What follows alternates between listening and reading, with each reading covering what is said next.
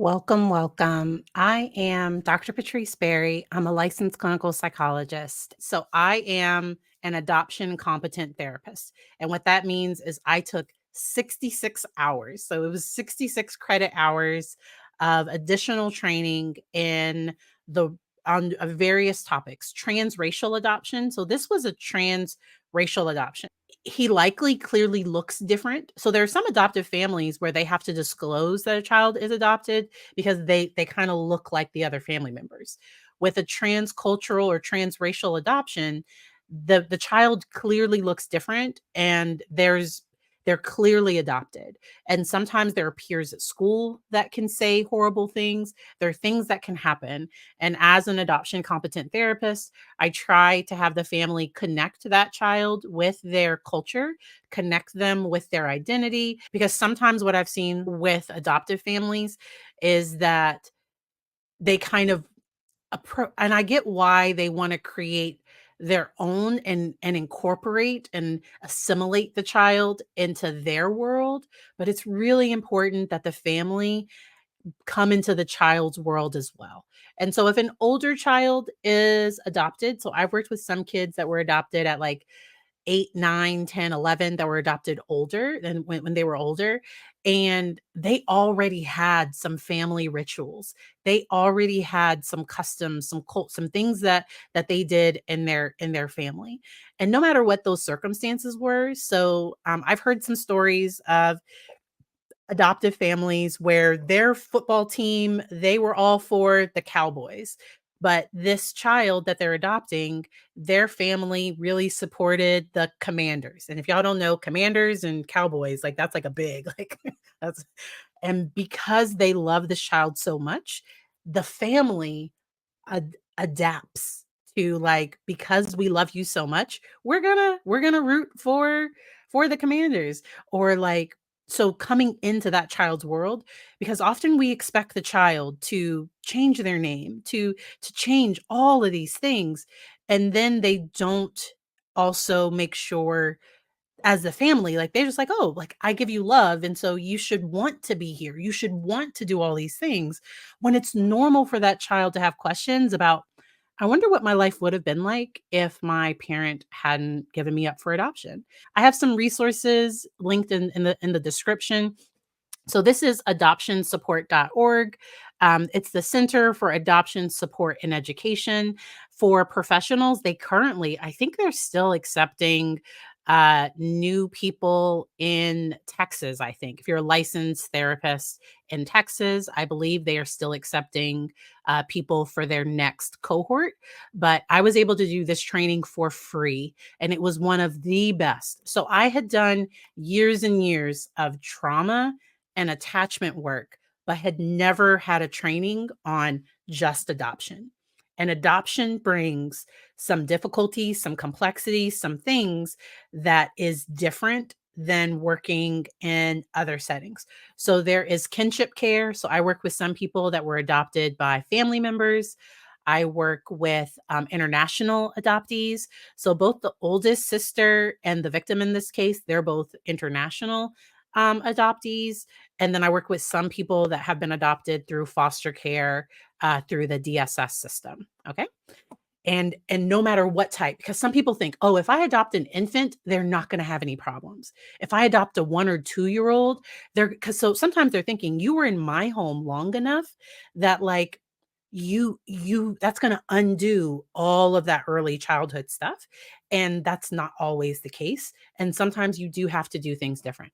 So there is a phenomenal treatment. Okay. When I say phenomenal, like I cannot speak. So this is one of my favorite things to use with families. Um, there was a free training in my area called Empower to Connect. It's trust-based relational intervention. Trust-based relational intervention. I'm going to make this bigger, and I have this linked down below as well.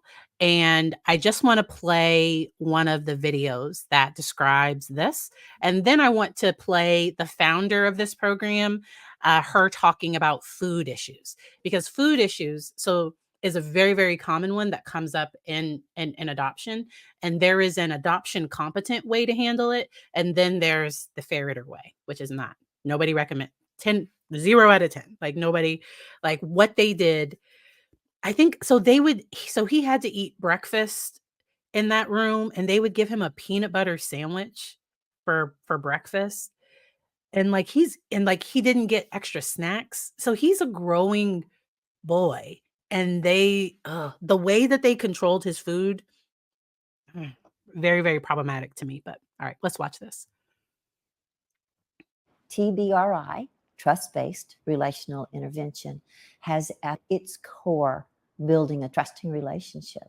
It has 3 sets of principles, and they look at the child as a whole. When you think about development, the baby cries and I say, yes, I will comfort you. And so this child learns that they have a voice. They learn trust, which is the lesson of the first year of life. I can trust. There are so many children from hard places. And for those children, their capacity to trust has been fiercely damaged. The brain chemistry of a child who cries and no one comes is dramatically altered. The child with a history of trauma or loss or abuse has no hope of healing without a nurturing relationship. In every way that I make time and space, that I give touch, eye contact, and I give words, I am going to empower this child to go back to the beginning of what he or she should have experienced in the arms of a loving parent that said, when you cry, I will come. The phenomenal thing about a trust-based intervention is, as we connect to this child, as we build safety, we actually change the brain chemistry. We change the wiring of the brain.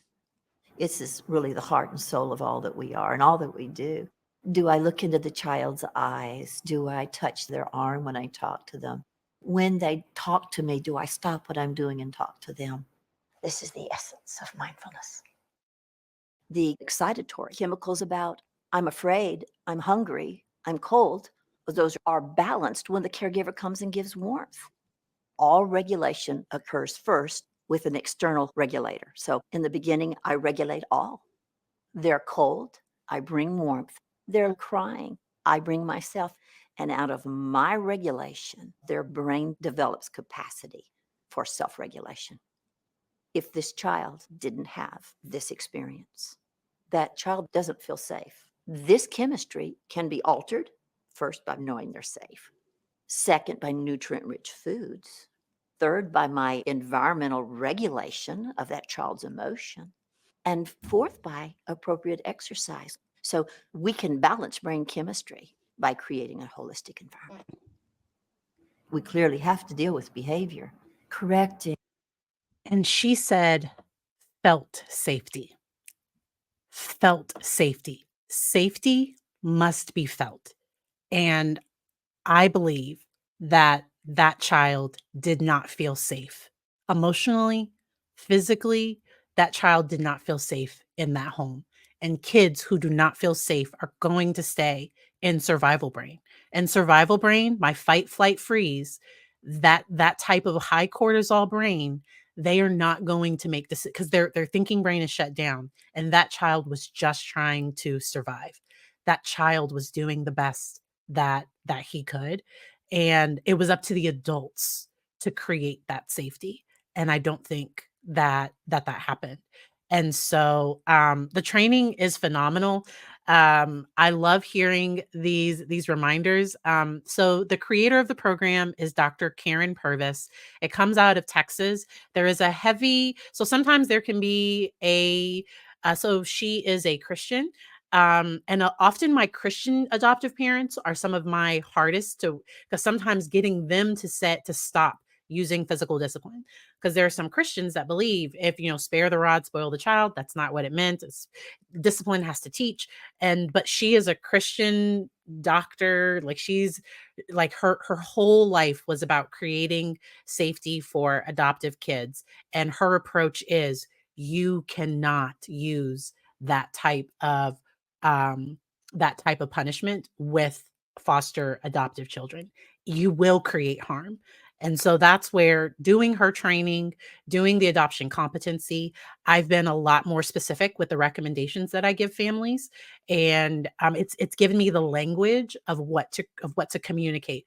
So the parents that I work with, they desperately want to help. They desperately want to do something different, and not that it would make it okay, but I would assume that there is some more trauma and stuff back in Tim's history, but and that does not excuse anything. That does not excuse anything. But I've had some people, if they don't deal with their trauma, they can think, "Oh, I'm doing better. Like my parent, broke bones. My parent did this." And and they can think that they're creating safety, and they are not. It's incredibly. And sometimes with Christian parents, I've also seen this blind obedience, do it because I told you, that is not developmental. It's like, oh, it's a whole thing. I want my child to question, but like I teach him how to disagree appropriately. So there's a way to disagree appropriately. I don't want my kid to be a robot, because if something isn't okay, I want him to feel safe to tell me. So if you look at the research on physical discipline with children, and they also have research on even physical discipline done in a way that doesn't leave marks and all those things, it can still cause harm. So it puts the kid in fight or flight mode. And often what it does is it connects, don't do it with this person. It doesn't make the person not do it with someone else. And that's what I'm gonna say there. All right, so let's finish this one, and then I want to talk about food. Correcting means showing a child the right behavior, praising him when he gets it, and showing it to him until he can get it right, and showing him with no fear and no shame, so that he builds success, not a greater sense of failure. So, the message of hope for our families is that we can help our children to dramatic levels of healing. We simply have to be devoted to it and be willing to invest what it's going to take. All right. And so let me pause. And so I have this video linked down below if anyone wants to take a look at it. And then for prayer, parent, partner, Eve, servant of God, if you just Google effects of physical discipline, the research will pop right up. There's an article from the World Health Organization. I think I can put it in the chat. There's also new research that says that yelling and screaming, especially in the way that Tim was doing, that sometimes that can cause more harm, or similar amounts of harm as the types of trauma that leaves marks. And so, all right. So I'm not saying that I know. So I don't know if he was, because that's so I don't know that he was. I've seen this generational trauma continue, because I would love to know what Tim's father was like. So that's just the therapist in me. Okay. Like it's the so tell me about your parents. Like it's a therapist thing. In situations that I've worked with like this, I often find that because Tim is so controlled and he's so just regimented, and I would want to know like what caused that. Like he just seems very, I would want to know what happened with that. Now let's talk a little bit about food. The child in this case would get in trouble for a lot of different food stuff. And let's share this tab. And food struggles, it is really, really common. And so this is another TBRI, trust-based relational intervention, and Empower to Connect. This is some of their videos. It's available on YouTube. I linked it below. One of the most common battles our parents engage in are food battles. And I just have to say up front, that's probably your least productive way to use your energy. Obviously, our children have to learn to eat well. They're going to learn best by our own model. So, am I having a gallon of coffee in the morning? Or am I having something that's more nutritious myself? So, I'm going to set an example, number one. Number two, I'm going to keep things in the home that are nutritious and nourishing. And number three, I may work out compromises with my children where there's, okay, let's eat 3 no thank you bites of each thing on your plate, and then we'll have the bowl of fruit. I just simply would ask, most of our children have been hungry. Prenatally, we have children who were malnourished. And postnatally, We have lots of kids who are without food. Finding ways to build trust, build connection, meet their needs, that build trust between us, that we're going to meet that need for food, is first step. And the second step is don't have a bloodbath over food. This is not the place to exert your will. We have parents who will send the same meal 3 or 4 days in a row to our summer camp and say, until this child eats this, they don't get anything else. I'm not going to put my energy there. I want this child to know I'm going to feed you. Now you're going to need to eat something that's decent, and then we'll have something you really want. But there's not going to ever be, on my watch, a bloodbath over food. Choose your battles. That's not one that you can win and earn trust. Moderate your family's living style, moderate your family's practices, moderate what you have in the home, and make compromises with your child about what they eat at your table. Let them know you're their partner in everything. Food may be the first place to start. Many food battles that I've observed in the dozen years that I've worked exclusively with at-risk children who've come from hard places, many, if not most of the food battles are driven over either a historical fact or over a sensory issue. Now, many of our kids' parents will say, well, he's such a picky eater. But that child may have profound sensory processing issues. They may not want anything but an applesauce texture. That could be oral defensiveness. It's tactile. I don't like to touch that.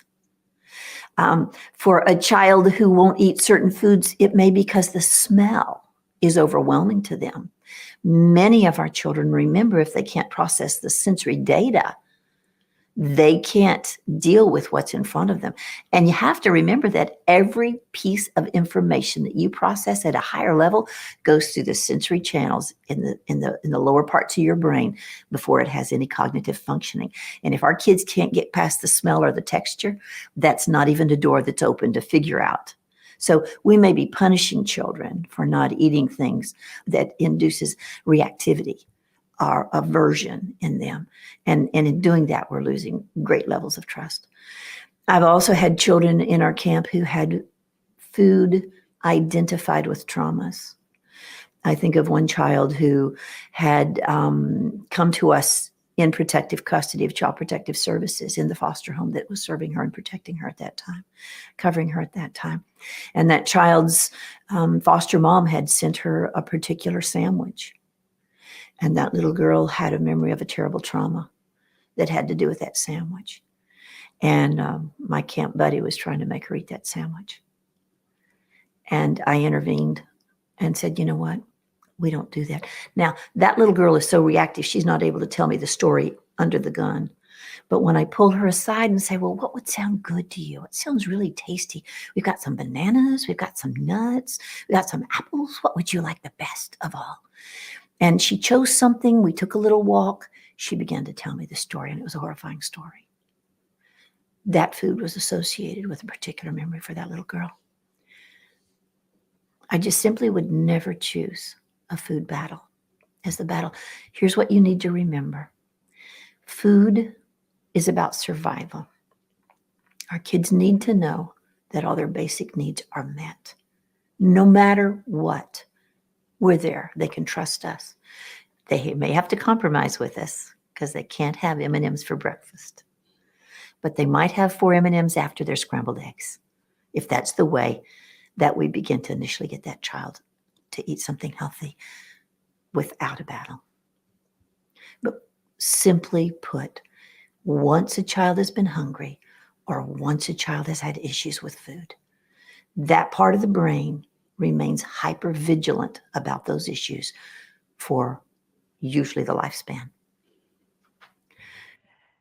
And I just want to say that I have seen that in my work. So one of the most severe cases I saw, as soon as I would pick the individual up, so I did home-based therapy, and I would pick kids up from school sometimes, and then we would meet, or I would take them home, and or like it just worked out schedule wise where sometimes I would be the one picking them up. But as soon as, and I worked with a particular individual for years. And for those years, as soon as they got in my car, they would say, "What do you have a snack?" And I never forgot a snack. Like, in 2 years, there was never not a snack. But every single time, as soon as that person got in my car, they would be like, "Where do you have my snack?" To the point where when we were on the last snack, I we would go to the store, and that individual would be able to pick what their next snack would be, and I would keep it in my trunk. Like, I kept special snacks just for this individual in my car, and while they were eating that snack, they would be thinking, "I wonder what's for dinner." And probably while they're eating dinner, they're thinking about their next snack. And while they're eating breakfast, they're thinking about lunch. Like, this was an individual whose brain was just constantly focused on food. And once that part of the brain is turned on, it's really hard to turn it off. And I once had a foster care worker that had a phenomenal recommendation. We had issues with hoarding food. So hoarding food would be, there are wrappers, there's this food that we find in the room. Like, food is being stored and hidden in places. And so what we did was we sat down and talked about the fact that it wasn't safe to have food just kind of in these little nooks and corners, and that we could get bugs and, animals. Just we talked about the safety of it, and we gave the individual a small Tupperware container, and they were able to fill that container up with their healthy snacks. And as soon as they needed more snacks for that container, they could take it to the parent, and the parent would put more snacks in it. And just and the individual didn't like gorge on, like, the individual just having their own snacks, their own Tupperware container full of snacks. We immediately stopped. And that won't work for every child. I'll be honest. It won't work for every child. But I have seen having their own little container. We put healthy snacks in it. And so if I do have an issue where a child overeats to the point of getting sick, then maybe they only pick 3 or 4 snacks in there. And then within trust-based relational intervention, they talk about saying yes.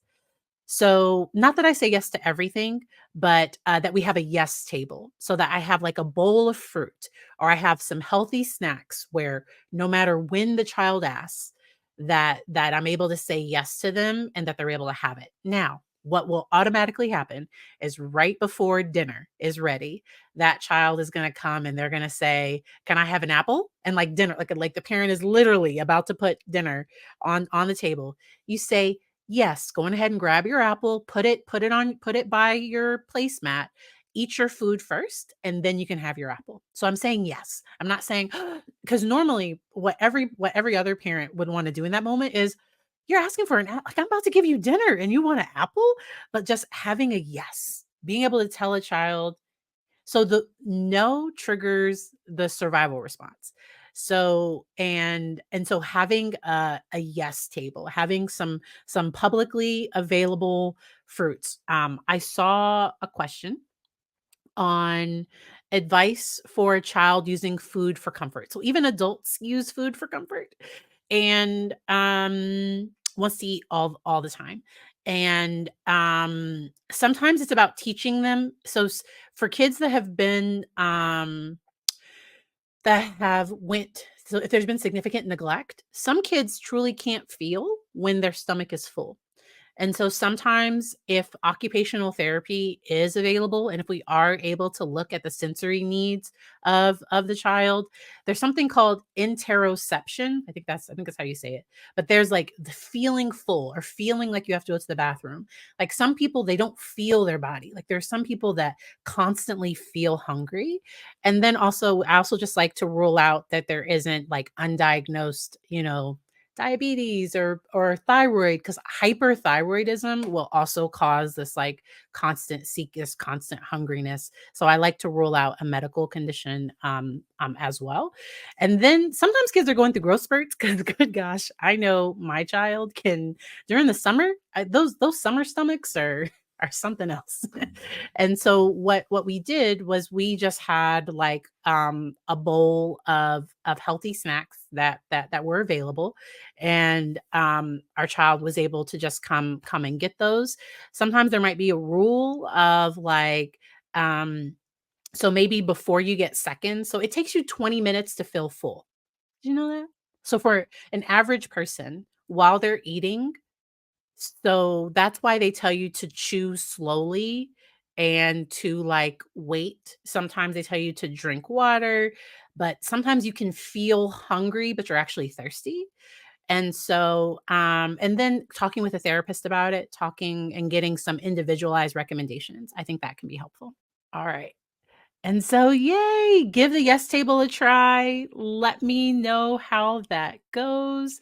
It's probably food being comforting. So, like, especially like on a cold day, a nice like soup and grilled cheese. So, like, as we were, so I had to have snacks to get through this like this. So that's why before we started, I was like, grab your water.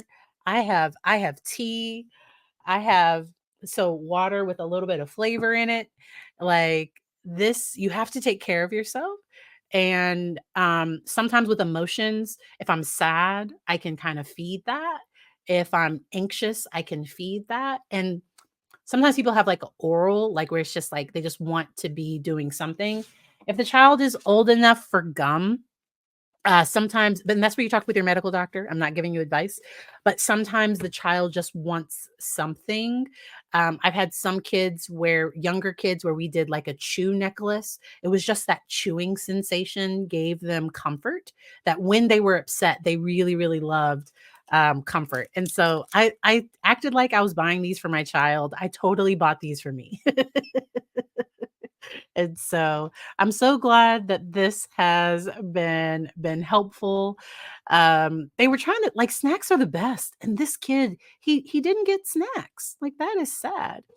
All right. And so the prosecution's expert, I think, did a really good job. The defense has a bit, because this expert, I guess, said something to the effect of when children who are treated this way, when they're in a safe environment, often the behaviors decrease. And so the defense wanted to bring up, I guess the behaviors haven't decreased, but I think that goes deeper into just this ongoing maltreatment of this child from when he was very, very young. It does sound like Tim has always been pretty controlling, pretty like the yelling, screaming, demeaning. It sounds like this has been his parenting strategy with this child. And to me, that can cause additional harm. Phoenix had a really great question and wanted me to cover attachment disorders. And that's a great time for me to share a different resource that I have linked below. And so let me share this tab. This is Beacon House. This comes out of the UK, and I really like the resources that they have. They also have, I think this resource could be for anyone talking with children about war and conflict. Um, but it talks about developmental trauma. My issue with, so I would not diagnose this child with an attachment disorder because I don't think he didn't have a secure base. So attachment comes from having a safe, secure base. And if someone doesn't have a safe and secure base, so what the defense expert tries to say is that he had all these behaviors and that they got him kind of this way, and that but then so the defense expert kinda turns into the prosecution's expert, like, on redirect, like, well, I believe I have the timestamp for that part because, um, there was some talk about is should he be diagnosed with reactive attachment disorder? My concern with that type of diagnosis for this child is I don't think he had a secure base. And children, we know children that do not have a secure base are going to have an insecure attachment. That so they did this research with, I think it's called Rhesus. I don't, I'm bad with saying that correctly, but with monkeys, where they gave the monkey the option to have a wire, to like have a wire like mother that had milk, or to be on a soft comforting one. And they they preferred the soft one, even though the wire one had the food. Okay. And so I don't it does not sound like this child, adults were not people that you could go to when you had a problem. They weren't people that created, they didn't even meet basic needs of like a room in the house with everyone else. Uh, because when it's my understanding, when they moved to Florida, they already had that room made for him. There was no room for him in the main house. There was no escape of the box. So it wasn't like this was a punishment for like a week, or this wasn't a punishment for a day. This was this child's life. This child was going to live in this box, and that's just the way it was. Which, and so that's where, yeah, Harlow, thank you. Thank you for adding that part. I'm bad because there's a lot of different research. It's a very, very impactful study, because it shows the importance of nurturing warmth, that comfort. Because based on Maslow, you would think that maybe food, that the monkeys would go to the would hang on the wire one for the food. No, that comfort, that nurturing, that was where they went. And so um uh like I said, so that resource is linked, and it has a lot of different resources and tools for adoption and trauma. And just I've used a lot of these resources with families. I like talking about resilience. So the brain can be rewired if Tim and Tracy had received appropriate training. And every adoption agency has different expectations, has different screening process, and often people want a child so desperately that sometimes they say yes to everything. Like, yes, yes, yes. Like, because it's my understanding that Tracy ended up getting pregnant with their first child during shortly after or somewhere around the adoption. And so they had 3 young children, 2 girls and 1 boy. And boys, and so boys just I'm a boy mom. My son is, and so he's probably gonna, about 3 o'clock, he's gonna come and ask for the iPad. And so I'm gonna have that ready for him.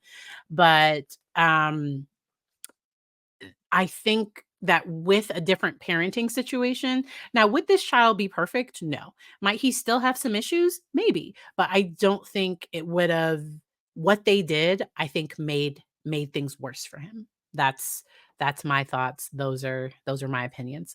Let me come back to the chat real quick. So before that, he was in therapy. Before that, he had been diagnosed with ADHD at one point. I'm careful because in kids, trauma can look like ADHD. I have a video here about trauma and ADHD, and kind of the differences, how they overlap, and how they can intersect, and how, as a psychologist, how I kind of parse out which might be going on. Um, Not that if, but just, am I seeing more the difficulty concentrating that's coming from the amygdala? Is it more the emotional part of the brain that's shutting down the thinking brain? Or is it ADHD, an underdeveloped prefrontal cortex? Trauma impacts the brain.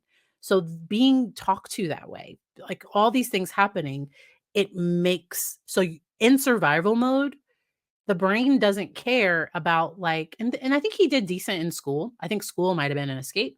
But some kids in situations like this, it can lower things like IQ, which I think the expert talked about. In this case, it might not have. It sounds like he likes electronics. He likes, and I think he did have some pretty concerning searches, but the way he was I mean, he was being treated like a hostage. Like, I can't think of any, like, he was being treated so poorly. Not that that justifies any, but like, uh, I don't think anyone knew that was assessing him how bad things were, which is, I think, what one of the experts talks about of why they questioned the diagnosis of any type of attachment disorder. Someone mentioned, I think Melissa, I think this was a good point. So I don't I agree with you. I think the parents in their own way did love this child and think they were doing their best for their family. And there are situations where adoptive parents relinquish custody. So they don't feel like they can, and that's extremely for the adoptive child, because that's another kind of um attachment disruption, so that can be really disruptive.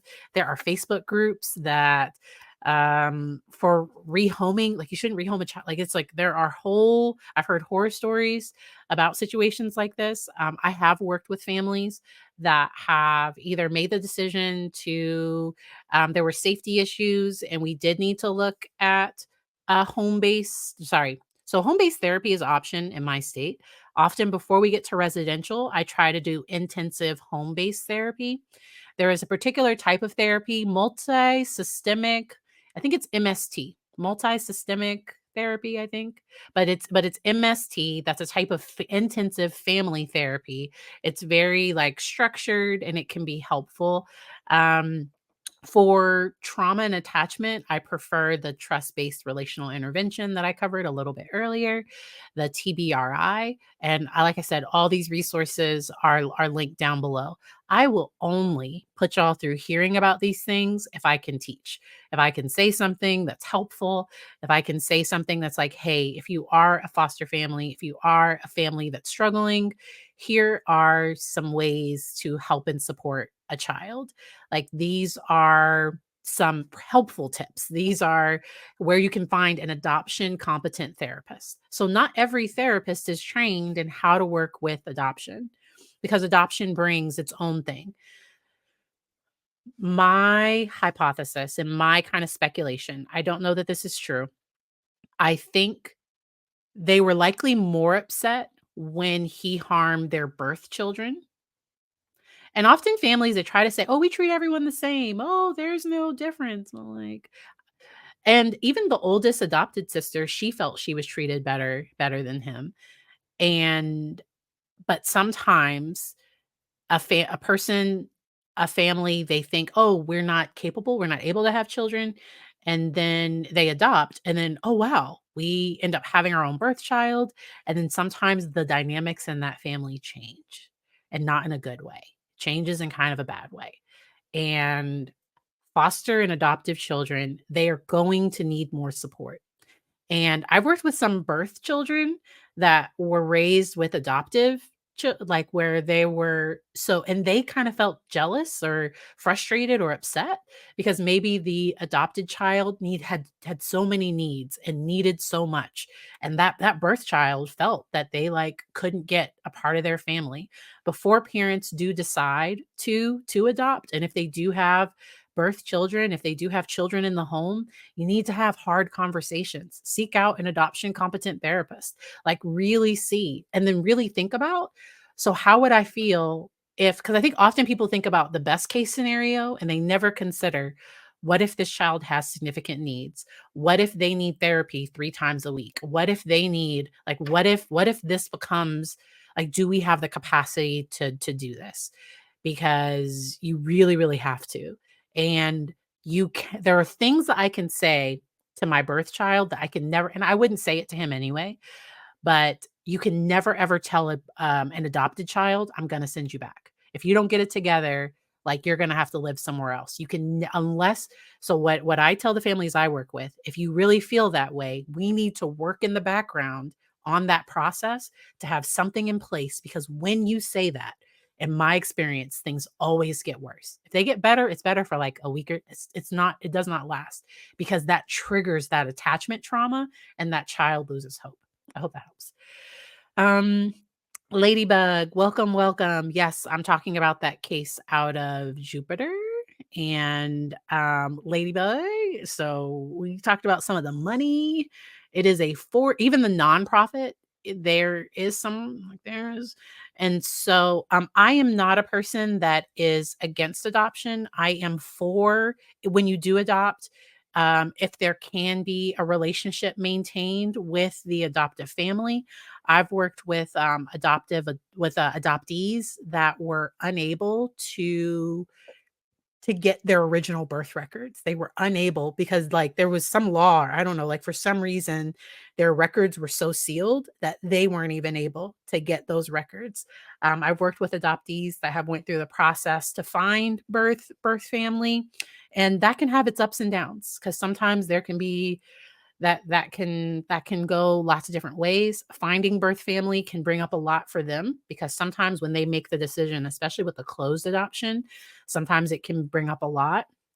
And then for people that were adopted through the foster care system or different systems like that, I always just monitor safety through those situations, but it is it is wow. I've worked with some phenomenal, amazing foster and adoptive families, and then I've worked with some very concerning situations. And with those phenomenal, amazing situations, what happened is they had already dealt with they were dealing with their stuff because sometimes the adopted child might trigger. So that parent had their own trauma, they had their own stuff, and sometimes that child might be triggering something, and so that adult needed their own therapy. So I've been the therapist for some adoptive parents. And so I work across the kinship network, the adoption kinship network. I work with a little bit of everybody because that everybody across the whole spectrum can have different triggers of loss and grief and just control and identity, and all of these different things come up. Aw. Ladybug, I thank you. I support adoptees. As an adoptee, I can tell you private domestic adoption agencies charge more. Yep, I know. Yep. And so sometimes people will intentionally adopt from a marginalized group because they're not able to afford, and that would have been their preference if they could have. Which so if you do a transracial adoption, it's really important to include them in their culture. Ladybug, I hope you heard me say that earlier. If not, welcome. But making sure that that child is a part of their culture. I've worked with situations, so y'all know y'all have screens. I have had people that have specifically found me as a therapist because their um child is African American and the family was not, and they wanted to have supportive, safe people in their child's life because maybe their child had negative experiences with people from their own race. Or I've seen situations where children were afraid of people like within their own race, and it's important for the family to acknowledge their privilege. I saw a really great video in my training where a Black woman had adopted a Caucasian European American boy, and she was like, "I can't teach him how to be white. Like, I can't. Like, I have to like, I don't know what that means. I don't know what it is to have that type of privilege." And she was really made sure that, like, he felt supported and he was and sometimes that's because normally what happens is the other way around, where, you really wanna make sure so things are not colorblind. I might lose some of y'all for that. So I lost some people for my LGBTQ video. I lost about 4 people. That's all right. So I am really passionate about because I saw a story of a Black boy that was adopted by a white family, and he was pulled over. And the family didn't know you have to have that conversation. Like they had like they didn't know like you have to have a conversation of how to manage yourself if you're pulled over, and that child isn't here, and that family fought now to for rights, and like the importance of training, the importance of all of these things. And we live in a racialized world, and even if I try to live colorblind, like, if other people do not, there are people. So I have a very tall Black boy that around the time he's 8 or 9, I'm gonna have to start having more difficult conversations. We already have some difficult, but like we're gonna have to really start because around that age, research shows that Black boys are often viewed as older and adults and more threatening. So before the age of like 11, but my kid is really tall. He's in the 99th percentile. So I know that that's going to come a few years early for him. And so having these difficult conversations are really important. Aw. Yes, yes. Welcome. It is the light because I have that the light. It looks good, and y'all can kind of see it. Y'all kind of know my setup. So I have this light, and I have a light over here. Sometimes my camera moves around with me. Ooh, before I go, let me tell y'all because I have a chapter on adoption in my Turning Crisis into Clarity: How to Survive or Thrive in the Midst of Uncertainty on Amazon, Kindle, paperback, and audiobook. And I recorded the audiobook myself. But what chapter is it? It's not a chapter. I think it's just a section on, it might only be a few pages, but I talk about adoption. Yep, it's page 17. If anybody has the book, oh, that light's gonna mess that up. But I talk about myths about adoption and truths about adoption. I think I have a longer video here, and then also have some resources for adoption in there as well. Y'all, all right. I'm gonna go put the laundry in the dryer, and I hope y'all enjoy the rest of your day. All right. Y'all have a good one. Bye.